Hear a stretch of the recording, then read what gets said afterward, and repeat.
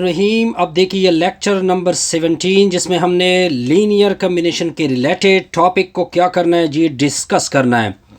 हमने span of a set को या स्पान ऑफ अ सेट को डिस्कस करना है।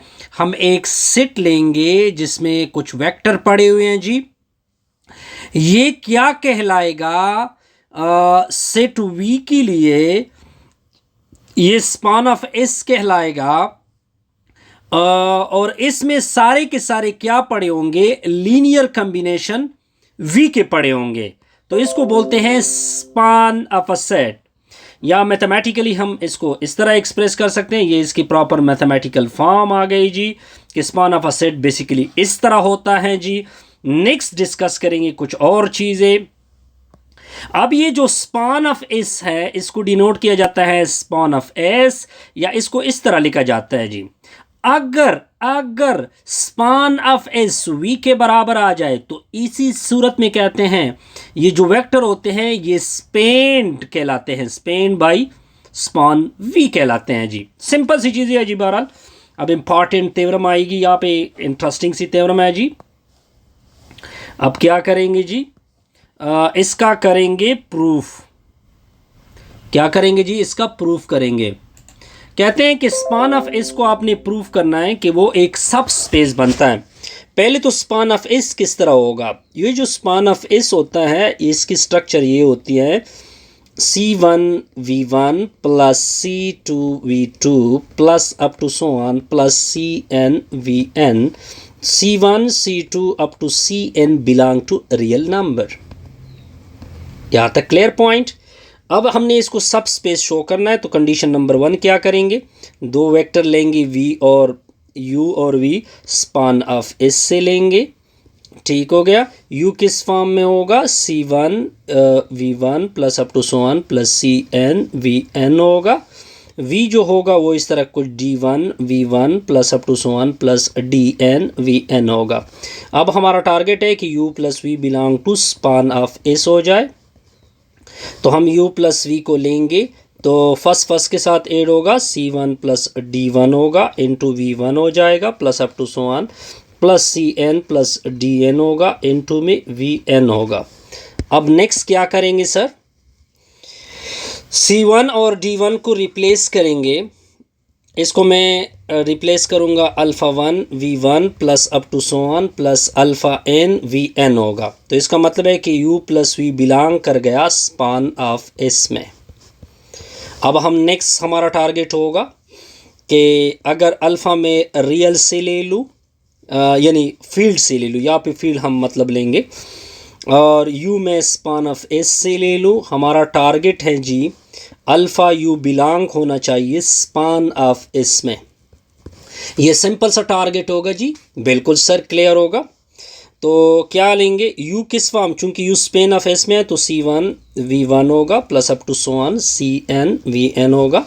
अल्फ़ा मल्टीप्लाइड करोगे अल्फ़ा C1 इंटू V1 होगा plus up to so on plus alpha CN होगा इंटू VN होगा। अब इसको मैं क्या नाम दे सकता हूँ? इसको मैं बीटा 1 नाम दे सकता हूँ plus up to so on beta N into VN होगा। तो इसका मतलब है कि अल्फ़ा U बिलोंग कर गया स्पान ऑफ एस में। सिंपल सा रिजल्ट था जी। बहरहाल इसमें कोई कन्फ्यूजन नहीं थी। अब आते हैं लीनियर इंडिपेंडेंट और डिपेंडेंट के ऊपर आते हैं जी कि ये चीज़ें क्या होती हैं। डिफिनेशन डिस्कस करेंगे। ये मैं सिंपल सी डिफिनेशन लूँगा, ये आपकी डिफिनेशन होगी। ये डिफिनेशन किसकी है जी? लीनियर एंड लीनियर डिपेंडेंस की। किसकी डिफिनेशन है जी? लीनियर डिपेंडेंस की, कि ये लीनियर डिपेंडेंस होता क्या है जी। अब देखिए, अब हम सिंपल सी डिफिनेशन करेंगे जी। हमने कुछ वेक्टर का सेट लेना है। ये वेक्टर स्पेस में से लिया जा रहा है और ये लीनियर इंडिपेंडेंट होंगे अगर आप इस तरह लीनियर कॉम्बिनेशन बनाएं, यानी हर एक वेक्टर के साथ कुछ कांस्टेंट मल्टीप्लाइड किया जाए, फिर उसको इक्वल टू 0 किया जाए, और जब 0 किया जाए और वो आपको ट्रिवियल सोल्यूशन दे। ट्रिवियल सोल्यूशन से होने का मतलब ये है कि सारे जो कांस्टेंट हैं वो 0 के बराबर आ जाए, तब क्या होंगे? लीनियरली डिपेंडेंट्स, लीनियरली इंडिपेंडेंट होंगे। सॉरी, ये लीनियरली इंडिपेंडेंट की बात हो रही है। ये डिफिनीशन है लीनियर इंडिपेंडेंट की, नीचे वाली लीनियर इंडिपेंडेंट की है। ठीक हो गया जी। अब आप आगे देखें, अब आपने क्या लेने हैं जी, वेक्टर का एक सेट लेना है जी। इसमें ये वेक्टर स्पेस ही लिया जा रहा है, ये लीनियरली इंडिपेंडेंट होंगे। अगर इस वेक्टर के साथ कुछ कांस्टेंट को मल्टीप्लाइड किया जाए, फिर सम किया जाए और इक्वल टू जीरो किया जाए, वो आपको नॉन ट्रिवियल सोल्यूशन दे। नॉन ट्रिवियल सोल्यूशन होने का मतलब ये है कि सारे जो कांस्टेंट हैं सारे जीरो ना हो, इसमें कुछ जीरो हो। ठीक हो गया जी। एग्जाम्पल नंबर 7 से इसको क्लियर करते हैं जी। एग्जाम्पल नंबर 7 का ए पार्ट क्या है, आपको सेट एस गिवन है, इसकी वैल्यू है 1 2 2 4 होगा। ठीक है, इन आर स्क्वायर है। हमने चेक क्या करना है, इज लीनियरली इंडिपेंडेंट को चेक करना है जी। लीनियरली इंडिपेंडेंट का मैं सिंपल क्या मतलब मैंने समझाया वो डिफिनीशन में अप्लाई करूंगा, देखते जाइए। लीनियर इंडिपेंडेंट का क्या कॉन्सेप्ट है जी, अब सोल्यूशन देखते जाइए सर।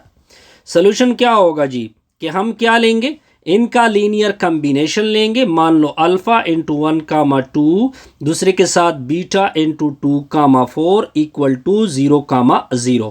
अगर अल्फा और बीटा की हमारा टारगेट होगा, अगर अल्फा और बीटा 0 के बराबर आ गए तो क्या होगा, लीनियरली इंडिपेंडेंट होगा। अल्फा मल्टीप्लाइड होगा alpha 2 alpha plus 2 beta comma 4 beta equal to होगा 0 कामा 0। फर्स्ट के साथ ऐड होगा, सेकंड के साथ ऐड होगा, दूसरे साइड पे हो जाएगा 0 comma 0। Alpha plus 2 beta equal to 0 होगा, 2 alpha plus 4 beta equal to 0 होगा। यहां तक पॉइंट क्लियर जी? बिल्कुल सर क्लियर। अब आप आगे देख सकते हैं जी, अगर मैं इसको उधर शिफ्ट कर दूं तो अल्फा इक्वल टू -2 बीटा होगा। ठीक हो गया जी। अब -2 बीटा, अल्फा की जगह हम इधर -2 बीटा को पुट कर देंगे तो 4 बीटा होगा इक्वल टू 0 होगा। ठीक हो गया जी, बिल्कुल सर। ये -4 बीटा हो जाएगा, ये +4 बीटा होगा, इक्वल टू क्या होगा, 0 हो जाएगा। पॉइंट क्लियर जी। अब नेक्स्ट क्या होगा, अब यहां पे हमने एक गलती की, ये डायरेक्ट भी हम कर सकते थे। ठीक हो गया जी। यानी अगर मैं अल्फा और बीटा की बजाय दोनों 0 पुट कर दूं, दोनों क्या पुट कर दूं, 0 पुट कर दूं।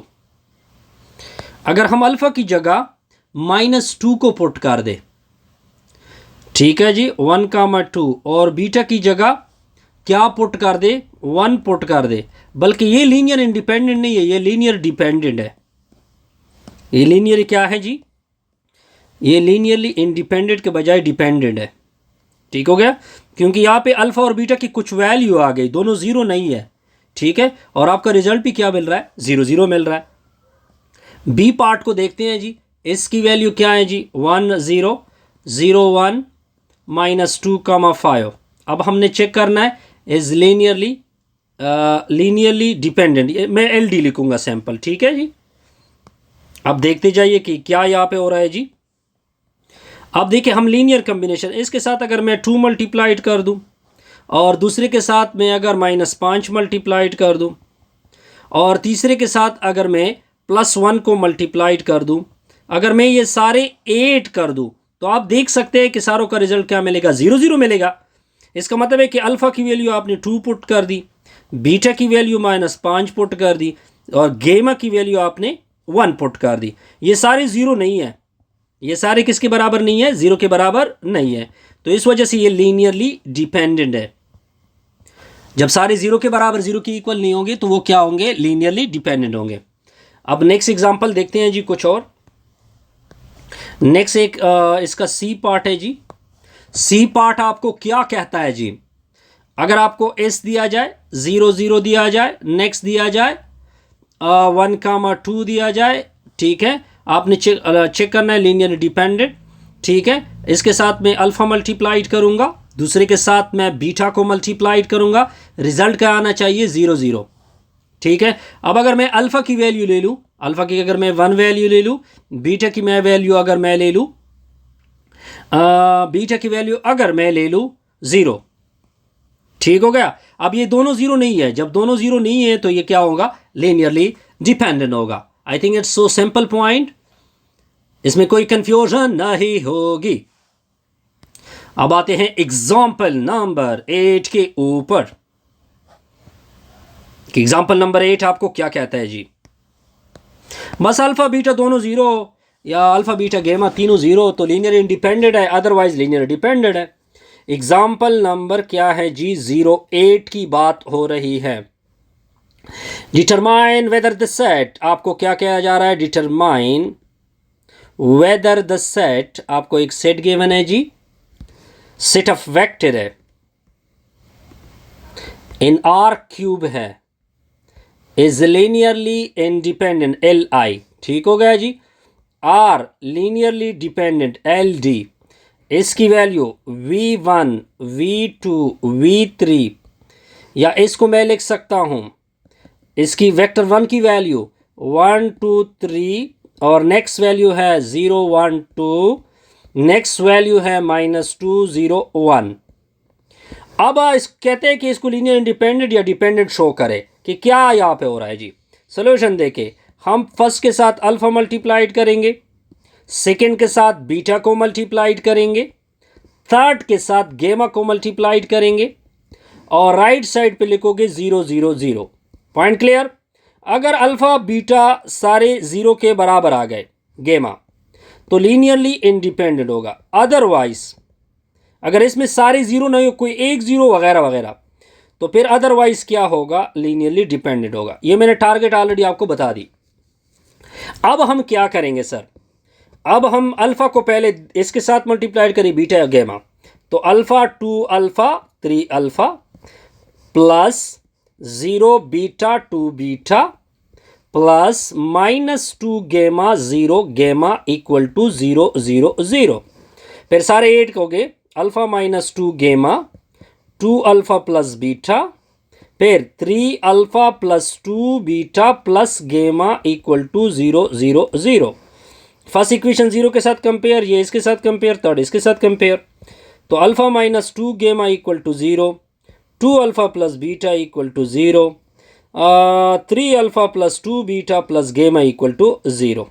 यहाँ तक पॉइंट क्लियर है जी, बिल्कुल सर क्लियर। अब इसका मैट्रिक्स फॉर्म बनाओगे। अब अल्फा की कोफिशिएंट 1, फिर बीटा की कोफिशिएंट -2 और इस सॉरी बीटा 0 है जी, गेमा की कोफिशिएंट -2 फिर 0, अल्फा की कोफिशिएंट 2, बीटा की कोफिशिएंट 1, गेमा 0 है, राइट साइड भी 0 है, 3 2 और गेमा की वैल्यू 1 और राइट साइड पे क्या है 0। पॉइंट क्लियर है जी। अब इसको क्या करते हैं, इधर भी 0 बनाना है, इधर भी 0 बनाना है, इधर भी 0 बनाना है, इधर 0 बनाना है जी, ठीक है। तो इसका मतलब है कि आपने रिड्यूस इक्विलान फॉर्म या गास एलिमिनेशन मेथड को यूज़ करना है।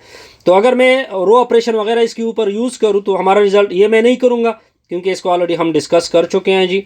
0 1 0 0 0 0 1 0। अब देखिए ये अल्फ़ा है, ये बीटा है और ये गेमा है। अल्फ़ा की वैल्यू क्या आएगी, 0 आ गई, बीटा की वैल्यू 0 आ गई जी, और गेमा की वैल्यू भी क्या आ गई, 0 आ गई। जब ये सारे 0 आ गए तो इसका मतलब क्या होता है, ये लीनियरली इंडिपेंडेंट होंगे। तो हमारा सिंपल मतलब क्या होगा कि ये क्या आ गए सर, लीनियरली इंडिपेंडेंट। अब देखिए, अब सिंपल सी कुछ चीज़ें मैं यहाँ पे डिस्कस करूँगा, ठीक है जी। वो इंपॉर्टेंट पॉइंट होंगे, testing for linearly independent and dependence, ठीक हो गया जी। अब यहाँ पे ये क्या है जी, पहले तो आपने एक सेट एस लेना होगा। ये सेट एस जो है V1 अप टू VK, इसमें VK तक वेक्टर है, ठीक है जी।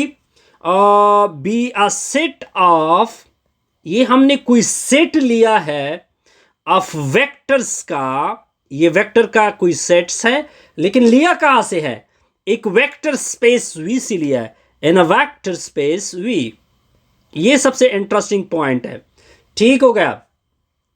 टू डिटरमाइन, अगर आप ये जानना चाहते हैं ये, टू डिटरमाइन इस इज लीनियरली इंडिपेंडेंट और लीनियरली डिपेंडेंट, तो हम क्या स्टेप फॉलो करेंगे? स्टेप नंबर 1 आप ये फॉलो करोगे कि इस वेक्टर के साथ C1 को मल्टीप्लाइड करोगे, सारे वेक्टर के साथ इस तरह सी के इक्वल टू क्या होगा सर? 0 के बराबर करोगे। ठीक हो गया। अब इसके बाद क्या होगा? इसके बाद आपने इस सिस्टम का, ये जो सिस्टम बना है ना, अगर इसका यूनिक सॉल्यूशन है जी, कौन सा सॉल्यूशन है जी? यूनिक सॉल्यूशन की तरफ जाओगे। ठीक है, यानी C1 C2 वगैरह यूनिक सॉल्यूशन की तरफ जाओगे कि क्या हो रहा है जी। अगर यूनिक सॉल्यूशन है, अगर यूनिक सॉल्यूशन है, थर्ड आपका क्या केस होगा? अगर सॉल्यूशन ट्रिवियल सॉल्यूशन आ गया, यानी C1 C2 सारे इक्वल टू आपके 0 आ गए, ठीक हो गया, तो इसी सूरत में लीनियरली इंडिपेंडेंट होंगे। अगर फोर्थ केस क्या होगा? अगर ये C1 और C2 कोई एक भी Ci नॉट इक्वल टू 0 है, कोई भी, तो तब इसी केस में लीनियरली डिपेंडेंट केस होगा। कौन सा केस होगा जी? लीनियरली डिपेंडेंट केस होगा। Example number 9, example number 10, example number 12, 13 ये नेक्स्ट वीडियो में कवर करेंगे। Best wishes, good luck.